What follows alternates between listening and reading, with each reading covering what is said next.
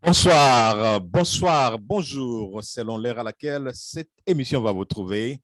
Ezalinga et Lisusu Wabino, bienvenue Mbobile, Molobelia, communauté congolaise, à Houston, Texas. Naye, mbala o na lingala pour nous sabino na modindo, information à semaine oyo.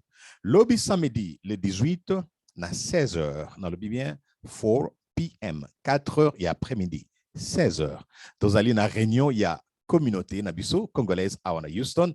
Soki tolobi communauté la kisi oyo nyonso azali mwana ya mboka Congo.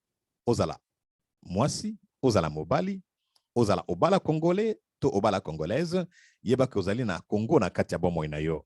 Yango tobengisi bino boya pona bokutani oyo kosangisa biso ensemble na avenue oyo tobengi 29 Unity Drive, Houston, Texas 77057. Donc, le babongo bineko tolobi tokozala na partir ya 16h, 4h d'après-midi pour tout ça la réunion na oyo etali bongo ndenge tokosala milulu ya fête ya indépendance ya mboka na biso la République démocratique du Congo.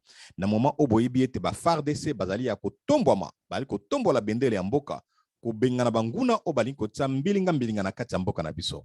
Na yango wana biso pe bana mboka ba otoli na kati ya libanda ya mboka esenge na soto na bomoko na kati na biso pe na bomoko na ba obazali na mboka pe na babundi na biso ba soda bilombe ba obazali bongo na ligne de front pona ko sikola mboka na biso na yango to biengi bino banso boya ebele bobosana te ko mamwanguba mokoka pourtant toko solola toko tafuna pata mo amusegel e kozala bongo ndenge na lobi mokolo oyo toko présenter bino masangani masano makamoni ne koleka mokolo ya le 2 juillet ototie date na biso ya fête ya le 30 juin ezali oto bengi bongo mokolo toko sepela to toko lakisa ndenge bizaleli na biso to fandaka na mboka Congo bomengo na biso ndenge ezali bokoko na biso ndenge ezali bizaleli na biso ndenge ezali mayele na biso ndenge ezali oto bengi bongo na français culture donc ezali lokola journée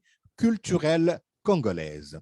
Mokolo wana tokozala na mai, tokozala bayembi oya minene ya mboka Houston oyo bazali d'origine congolais, tokozala na babini o barobina, badansi ya baluba, badansi ya bapende, badansi ya basakata, badansi ya bakongo, badansi ya bangala, ekozala badansi ya kilikili, badansi folklorique ya bamboka nyonso.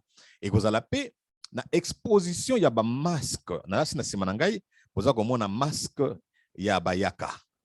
Ba guerrier minene.